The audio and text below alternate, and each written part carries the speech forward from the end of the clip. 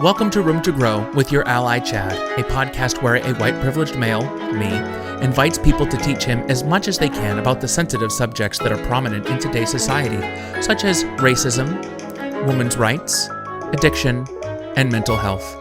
This podcast is for open-minded people who want the information that is out there but don't know where to look. My name is Chad Moores. Join me and let's learn and grow together.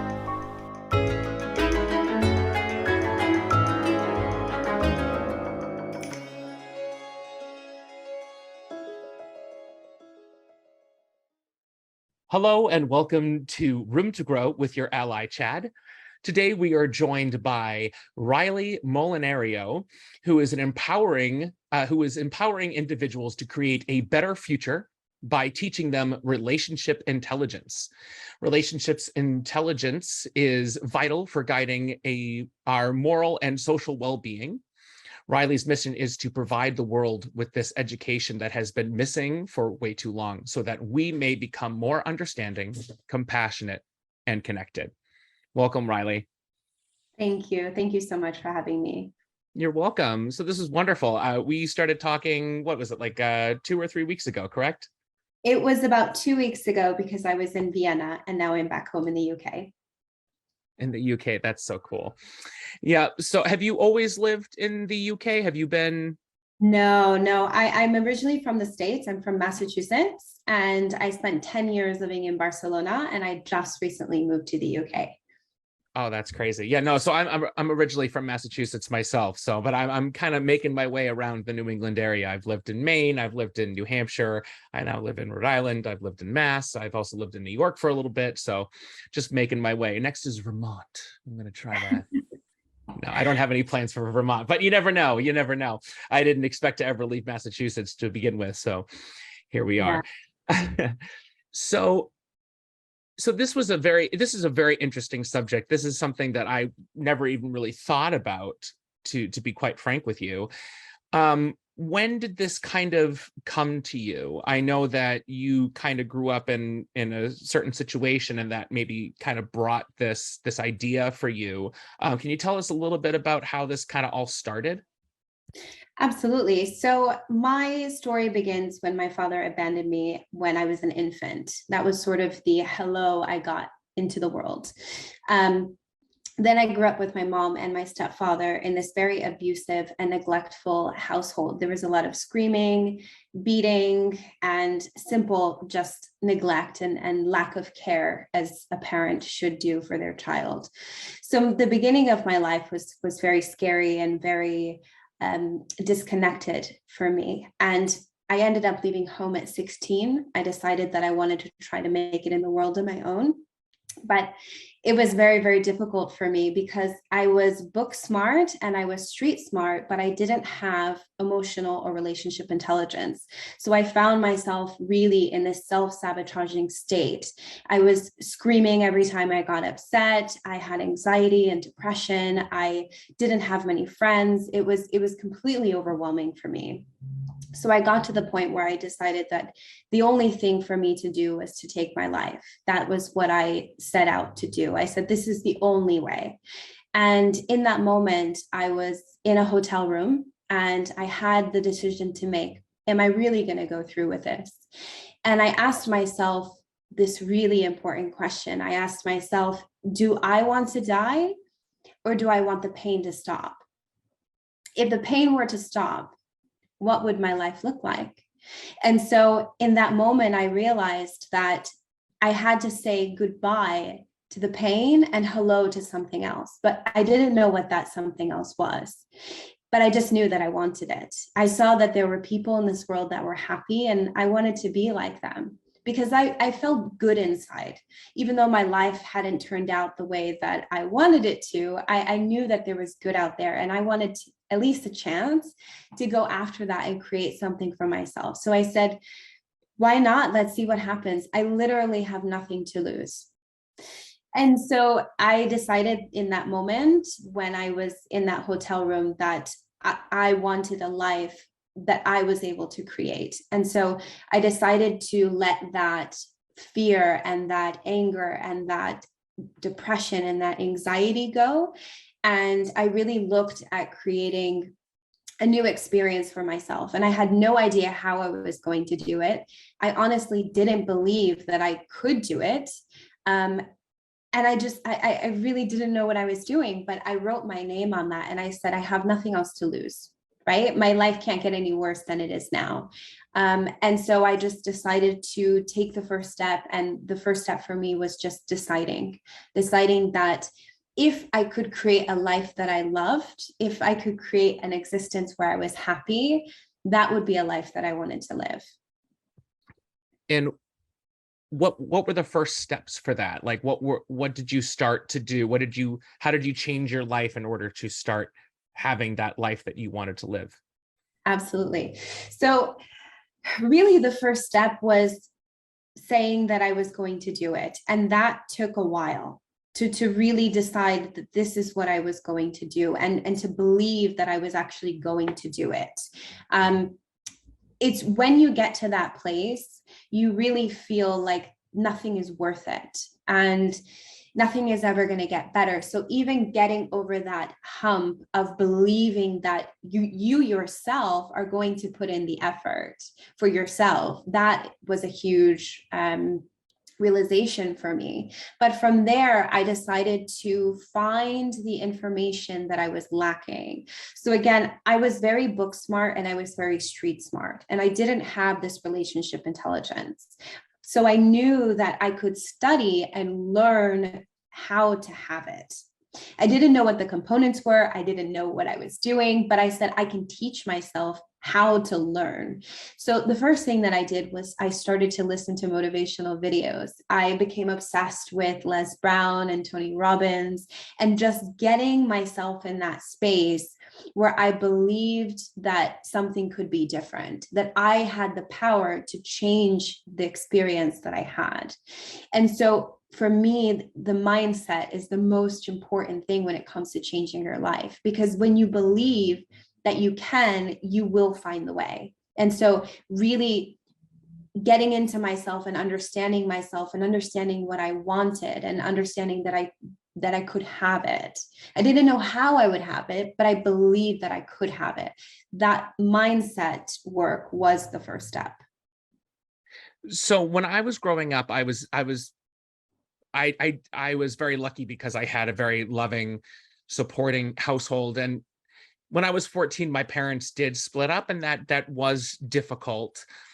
But I think ultimately, I learned pretty well how to love myself, how to love others, and all that. But I'm also, just because I've never really heard of anything like this, I'm sure that there are definitely life-changing things that I can learn from this subject. Is there anything that you can kind of give me now that I can kind of take with me? Yeah, absolutely. When it comes to people, my husband, for example, he's had a quite happy upbringing, and he has two parents that loved him very dearly and looked after him, and so he has a very, very different experience than I do. But together, we're still constantly learning how to be better and how to work together. And the learning process, it never ends. Whether it's the book smarts, the street smarts, or the relationship smarts, we're constantly learning and evolving and becoming better people. So I would say that one thing that maybe you could take away is when you are going towards something that you're passionate about, something that you want, whether it's a relationship or a certain lifestyle or something like that, it's to really do as much research as possible. And I think this is something that's really interesting about your podcast, is it's about learning and it's about growing. I think having that curious mind mixed with having an imagination really transforms your life on so many different levels.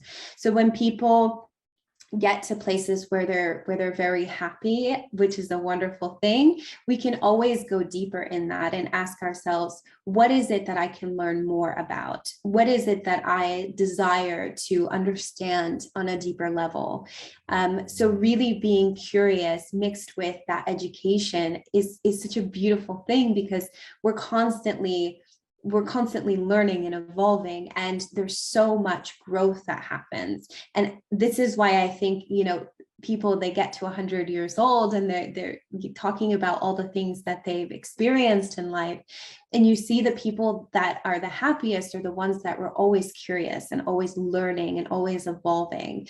So I think what you're doing right now is incredible, learning from other people, and I would say keep doing that and keep expanding that imagination.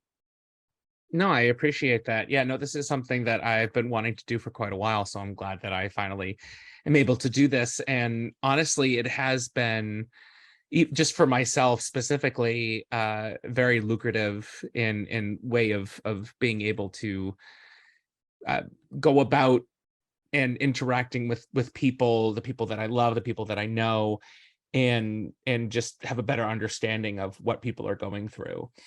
And I think for me, it kind of, you kind of sparked something, because so my wife is a doctor, and all the time I kind of have this feeling, I'm like, what is she going through at work? Hmm. Because being a doctor is so difficult, and she works with a lot of pregnant people, and so she does a lot of labor and C-sections and stuff like that. And I know for a fact that she goes through some of the sad things that can happen during pregnancy, during labor.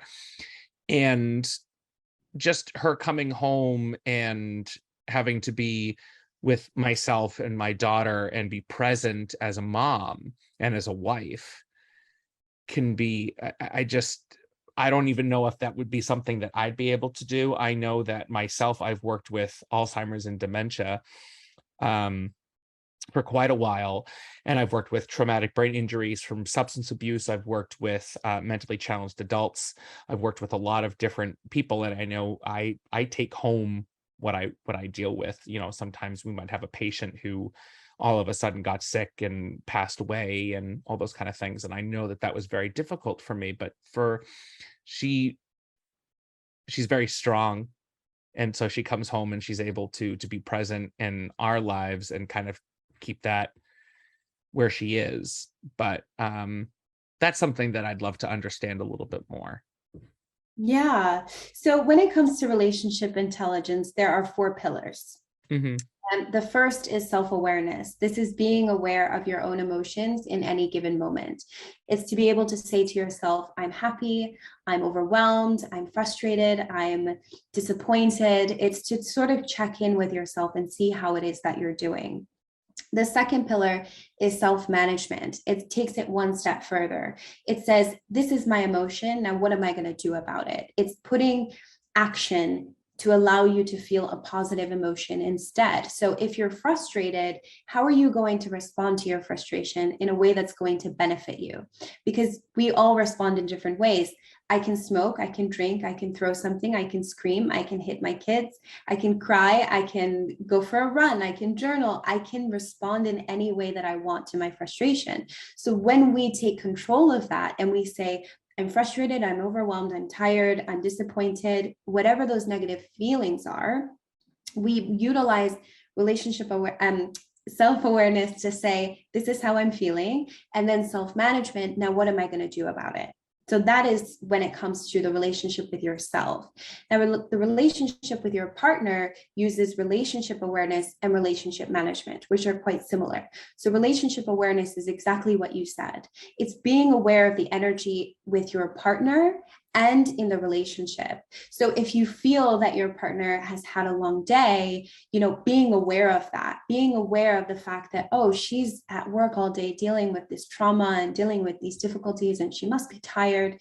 This is showing up in your relationship in such a beautiful way. To be aware of the other person, to be aware of the relationship.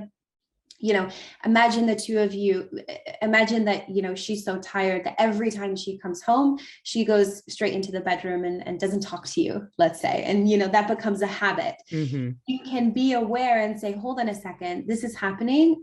How does that make me feel? It doesn't make me feel connected. It makes me feel disconnected. Okay, so that's relationship awareness. Now, relationship management is to say, well, what am I going to do about it? I can tell her I want a divorce. I can ignore her. I can yell at her. I can criticize her. I can bring her a cup of tea. I can ask her if she needs anything.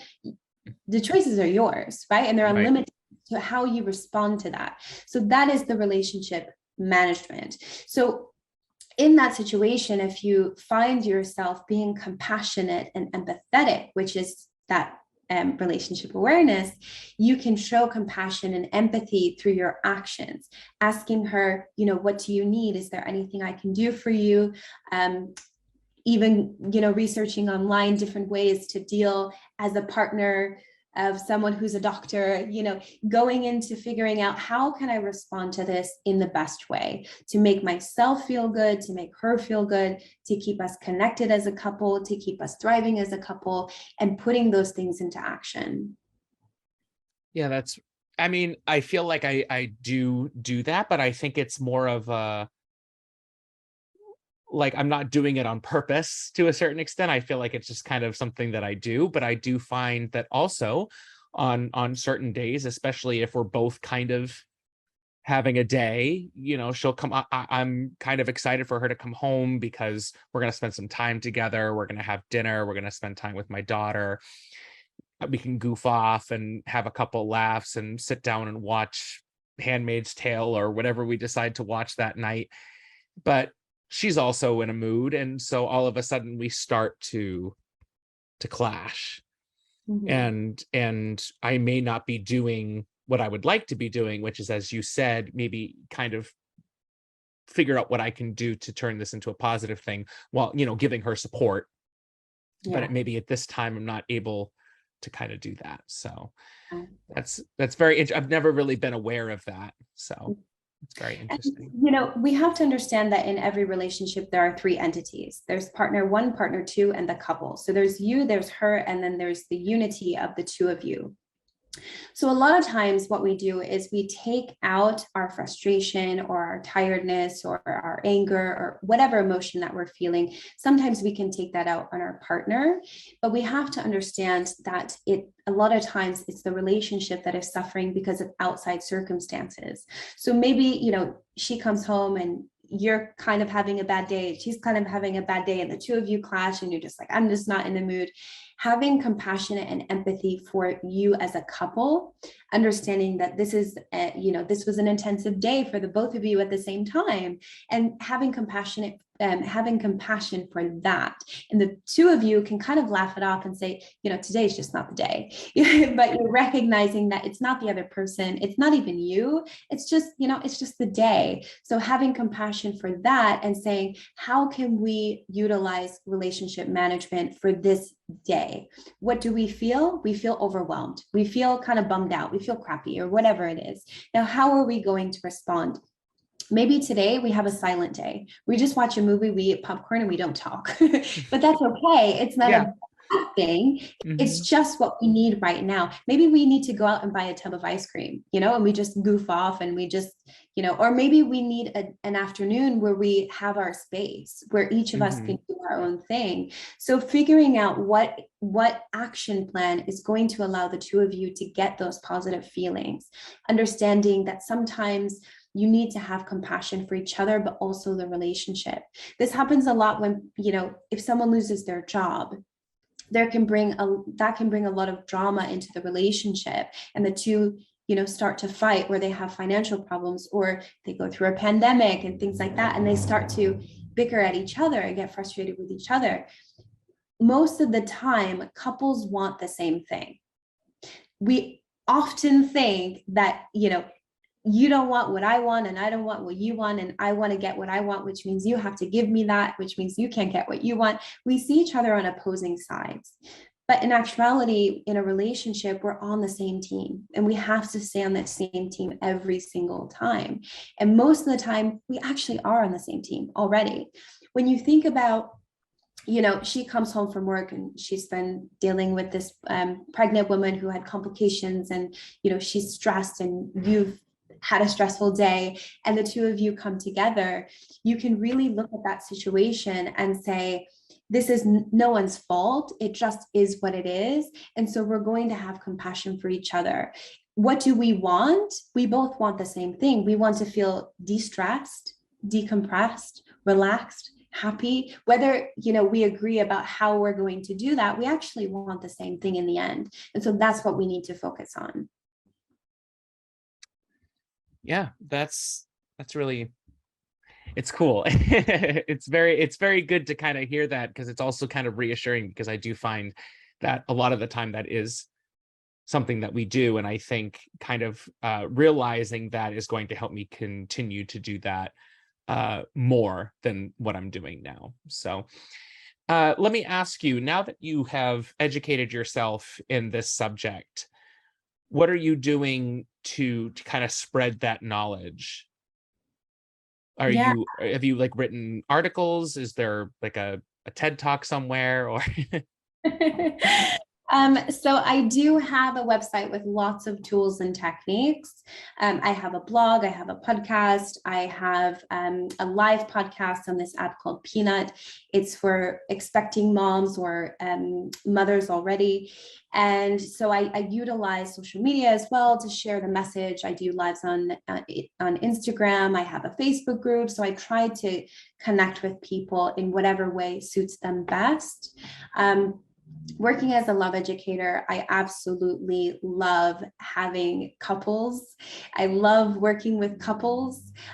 So my main job is that I coach couples 2-on-1, and I get to sit there in front of them and work with them. And for me, it's like a creative art, just allowing them to see different things and understand things in a way that they haven't understood it before. And the beauty of relationship intelligence is that it's actually quite simple. It takes a lot of effort, and it takes a lot of dedication, and it takes two people that are deeply in love and willing to do the work. were you with your husband, correct? Yes. Were you with your husband when you started this education for yourself, or were you together before? No, so this has been sort of a lifetime learning and lifetime practice. I would say since I left university, I was about 22.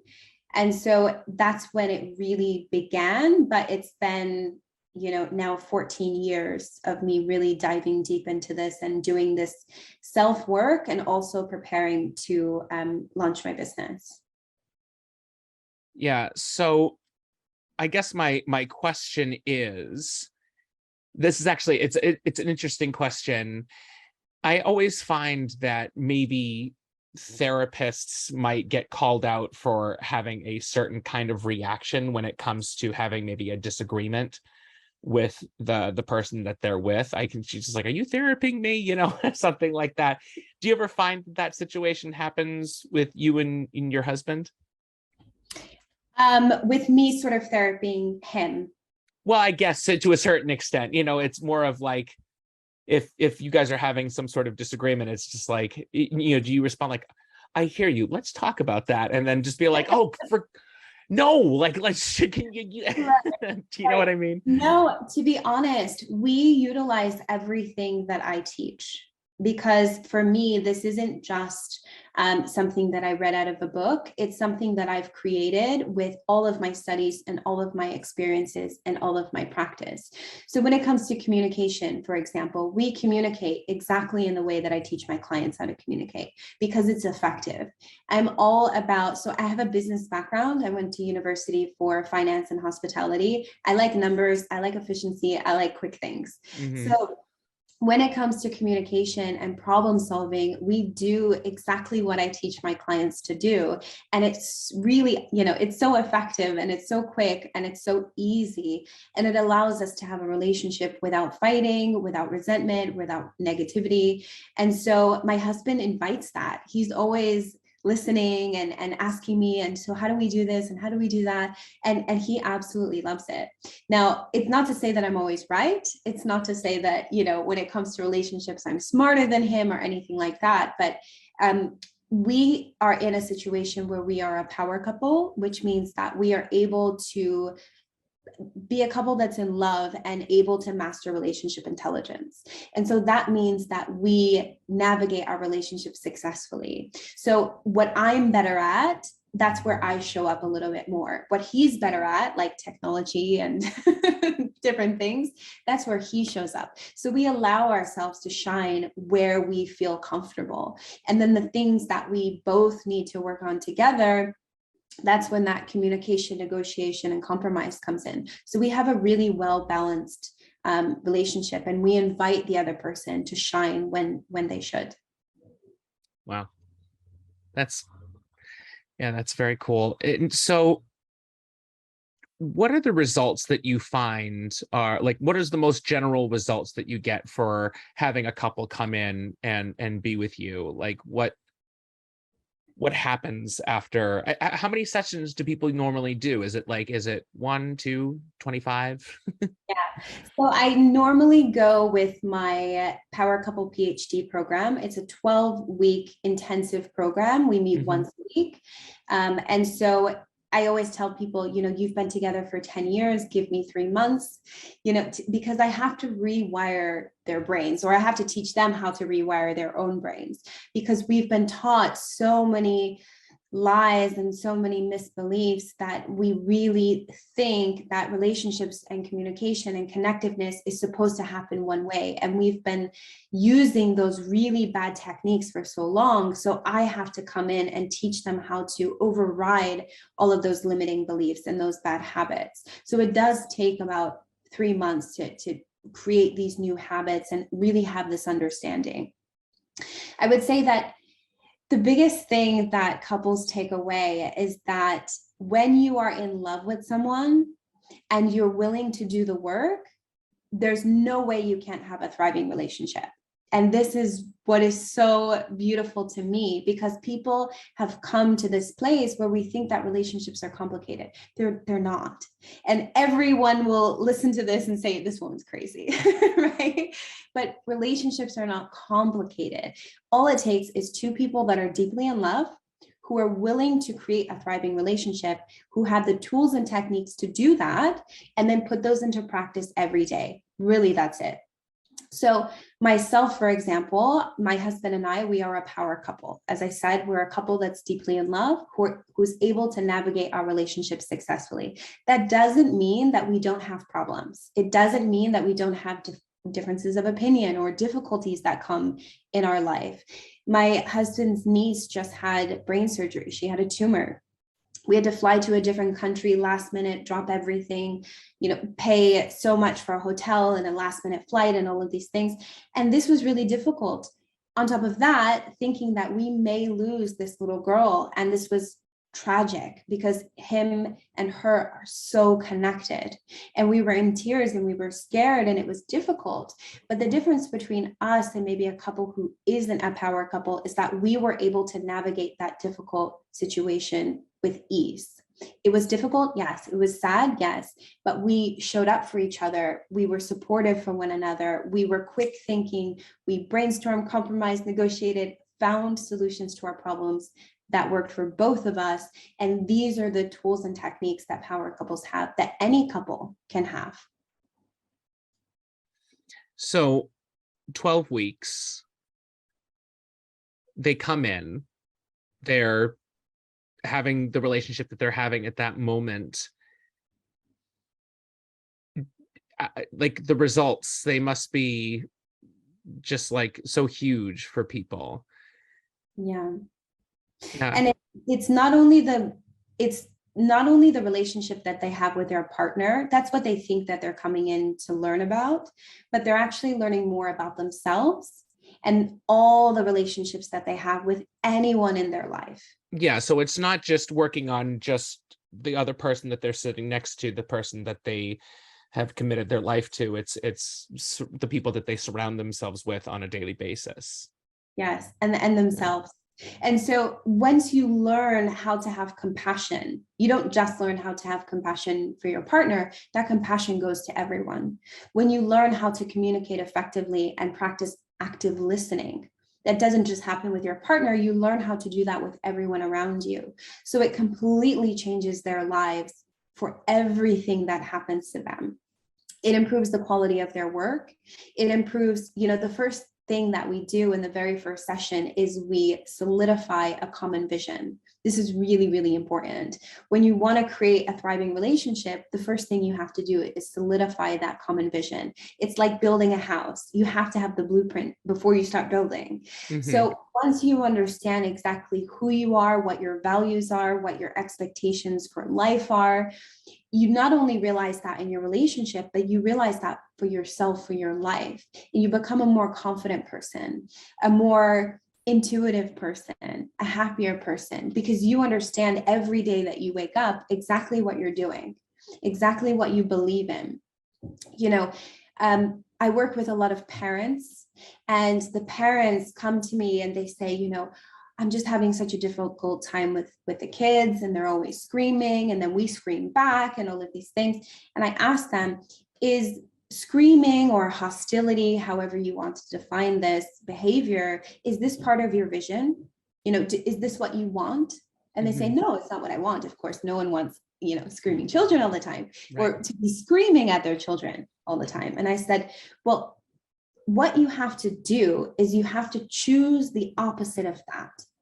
And you have to understand how to get that and how to put that into practice on a daily basis, and how to show up as that person who is that. So, for example, if you say that screaming at your children is being hostile, it's being mean, it's being angry, right? If we try to identify that, well, what is the opposite? Compassionate, loving, understanding, connective. That's what we want instead. So, how do we do that? Let's focus on that.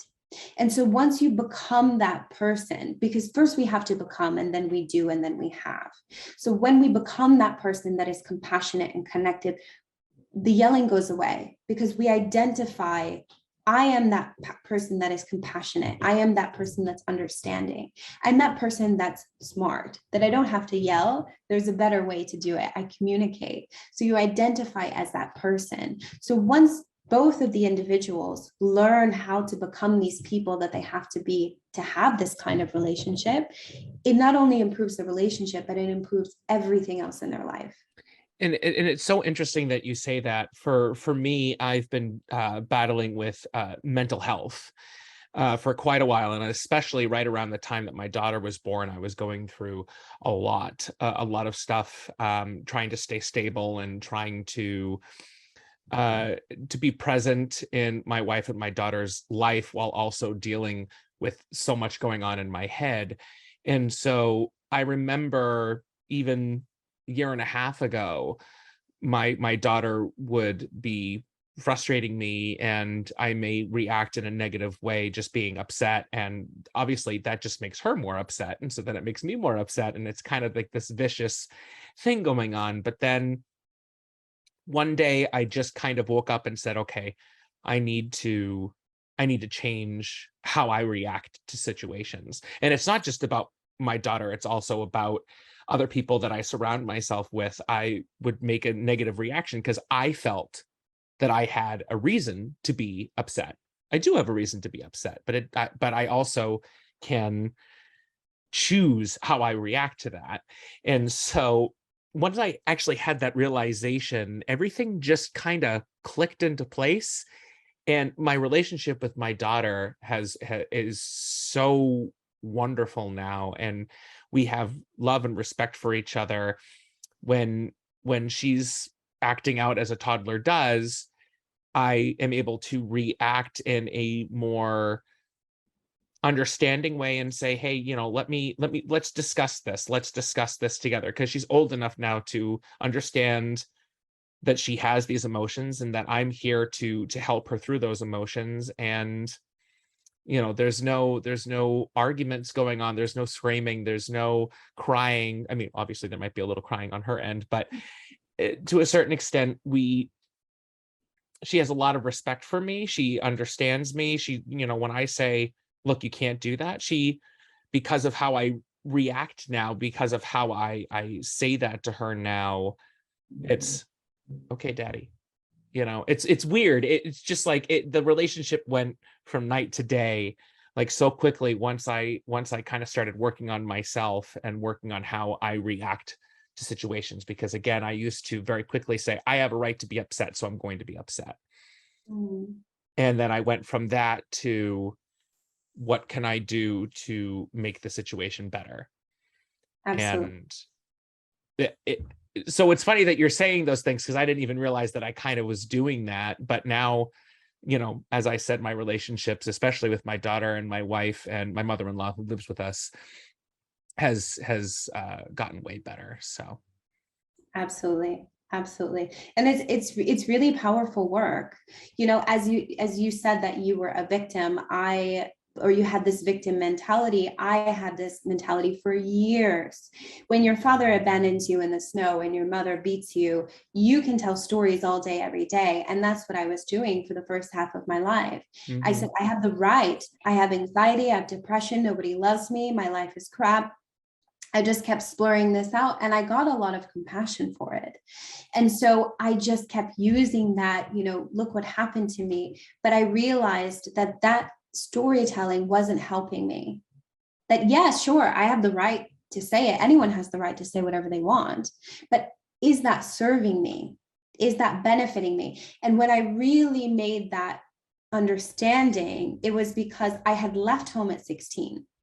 I was already gone. I was on my own. I had made enough money. I was investing. I got a house and I got a car. So I was okay. I was taking care of myself. But I was still telling that story of what happened to me.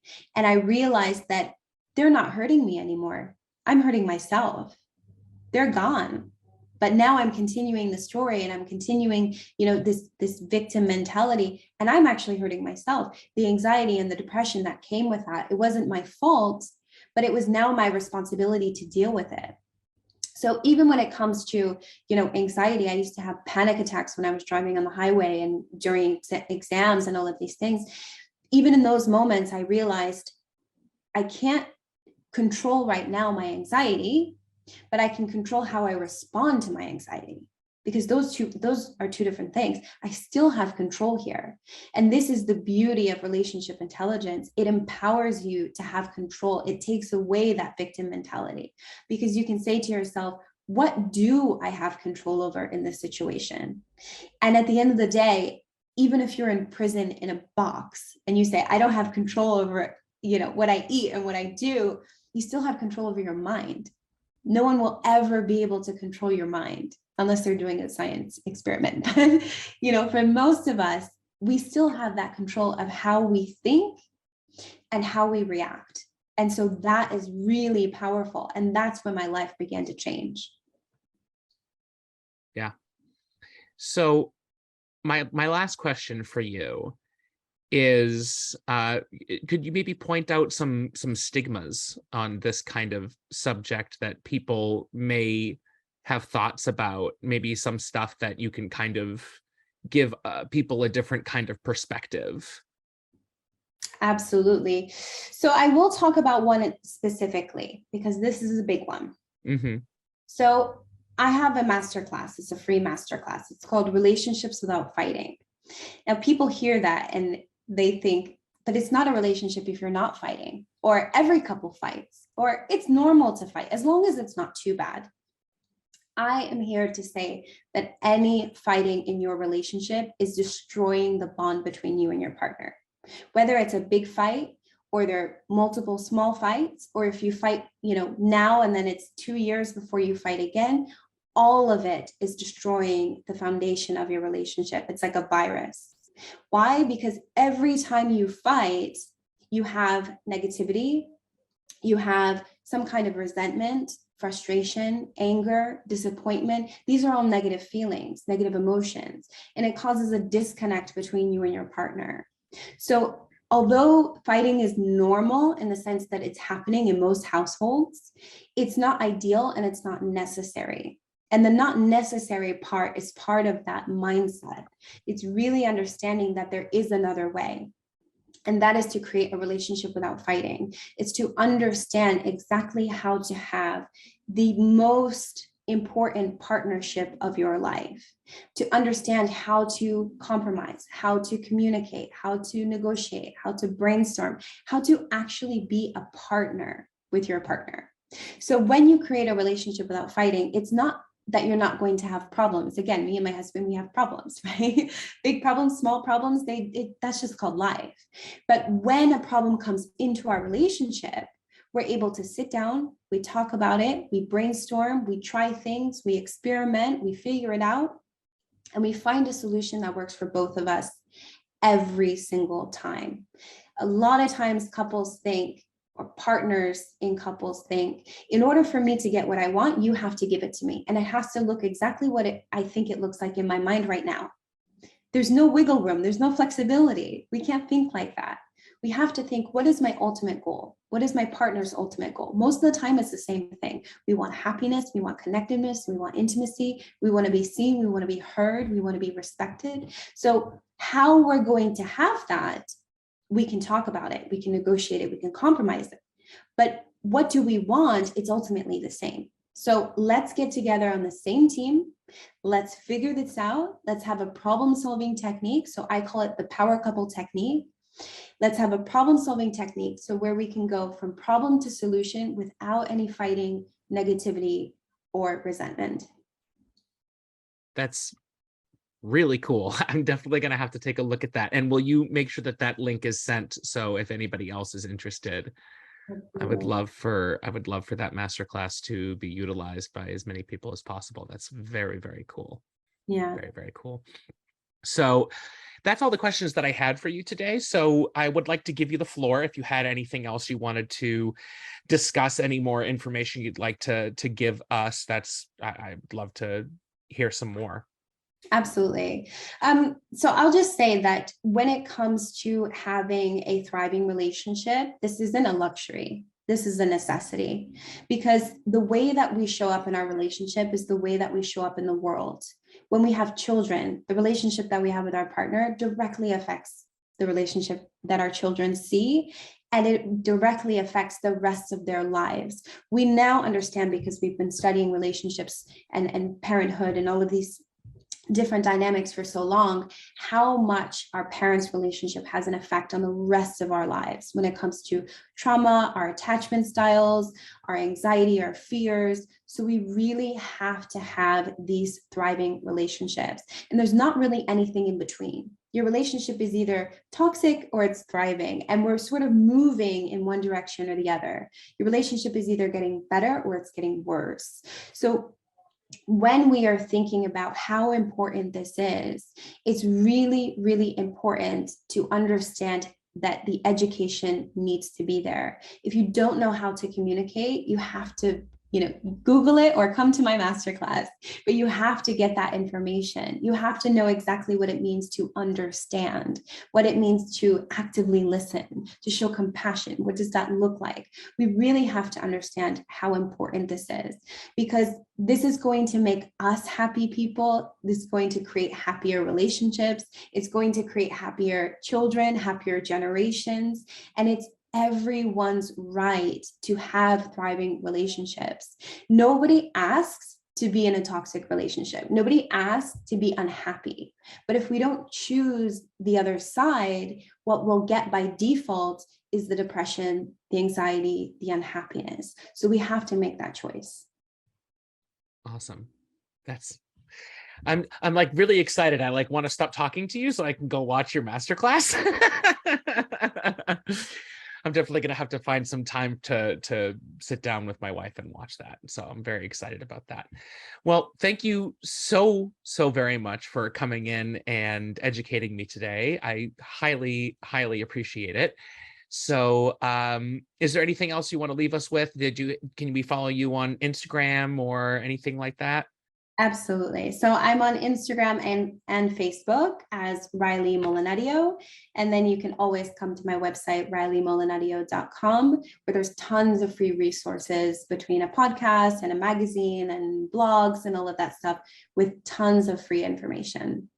Awesome. Well, I hope that all of my viewers out there will take some time to do that, because I think doesn't really matter who you are. This is something that everybody is affected by, and everybody can benefit from this information. So thank you so much, Railey, and I hope that you have a wonderful rest of your day, and thank you all so very much for watching, and we'll see you next week. Bye. Bye.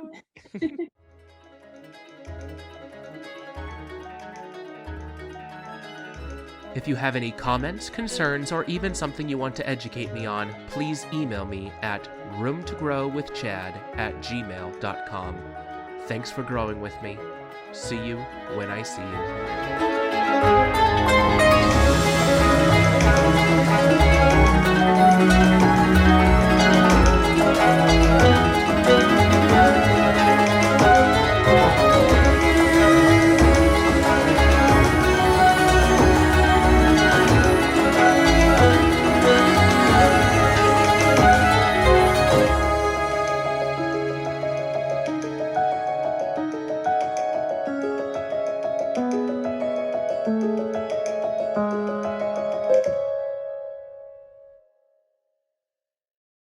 This podcast was edited by Eddie, a software program you can find online at www.editeddy.com.